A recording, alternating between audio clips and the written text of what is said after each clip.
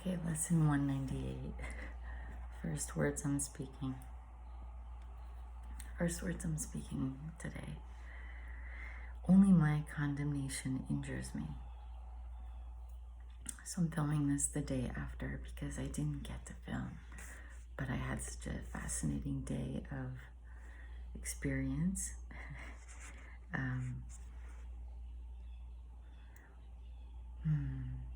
So this lesson was pointing to,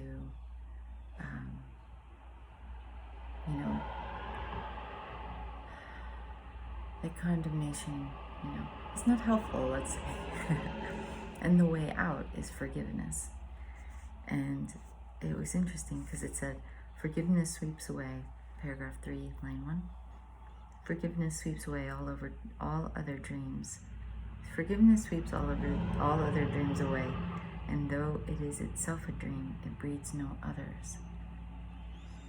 And again, the book, The Seed of the Soul. I'll show you the book.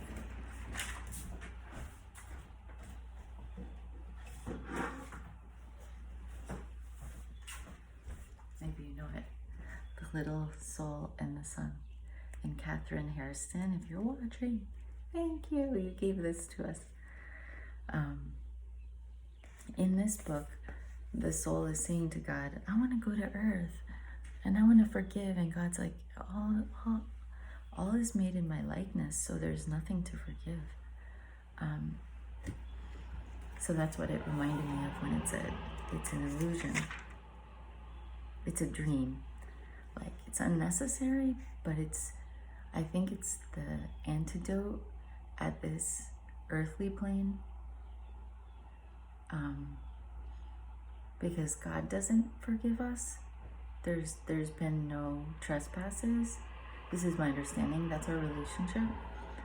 Because we're only existing at that level of completion and wholeness, and we're not connecting at this level of you did this, I did that, And but I just thought it was interesting to read that and be able to feel like I had a sense of what that meant. That forgiveness at this level of life is the thing that stops us from creating more miscreations. Cool. And I have to tell you, okay, because then in paragraph 7 it said, this world has many seeming separate haunts where mercy has no meaning and attack appears as justified. Okay, so 2 nights ago, I went to bed late, and as I was getting in bed, I heard very loud yelling and like arguing. And the place where I'm standing right now is where I came to see what I could see. But there's a massive tree blocking where there was a car stopped and people arguing. And I don't know if the person was yelling at someone at a house across the street or it was just people in the car, outside the car yelling. And it was really, the energy was disturbing. And I fumbled because I thought to call 911 first, and then I don't know why I stopped. I think it was so interesting to watch. I was like fumbling to find the police number. I don't know why I did that. But I was tired, and I also was just, my heart was pumping. And by the time I organized myself, the car had sped off, and I thought, what am I going to say? I could say I hear people yelling. But, for some reason it came to me that it was like, the way it sounded was like gangster guys who took a guy in the car who didn't want to get in the car, kind of like threw him in the trunk and they were going to go take, it was like my mind went to these crazy places. And then when I went into bed, because actually I sat and prayed. Once the car sped off and I knew I didn't do anything, I prayed. And it was so interesting to watch myself because I was kind of like, okay, what do I do?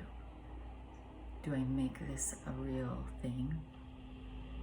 But as I actually remember, I went within myself, probably placed my hand on my heart to calm myself, and I went to this place of nothingness. It was actually dark anyway, but that's what it was like. I closed my eyes yeah, and I just left. I just tried to go to a quiet place and see if there was anything I should do. And then I just sent prayers. But the thing was, I'm sending prayers to this like story I'm making up, but I wasn't sure what else to do. But I knew that in the moment my intention was to be still, to listen. Is there something for me to do? Wait for guidance. And I didn't do anything in the world of call anyone.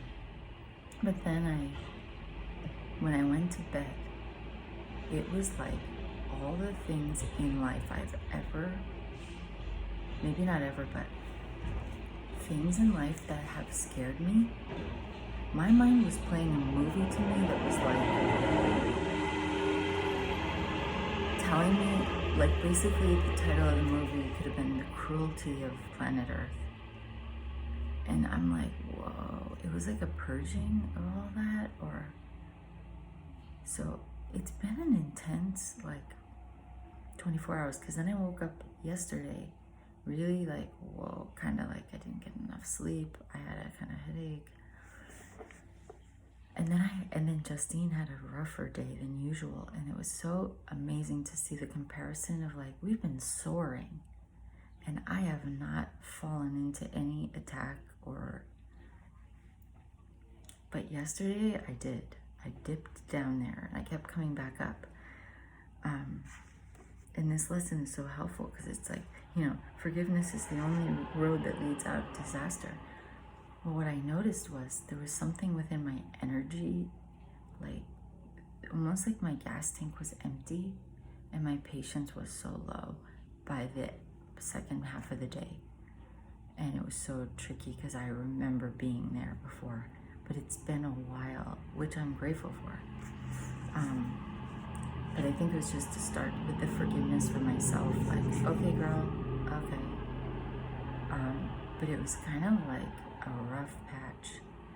And it was as if I was going through a video game where the level was called Anger and Cruelty, because I got a lot of other news from family members and friends about people having issues with their liver.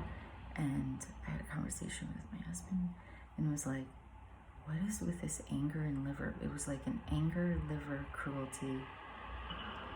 That was where I was at in the video game. And I'm like, what is this? But the lesson was interesting because it said, where does it say that? Wait, because it was like, yeah. Oh, it says something about,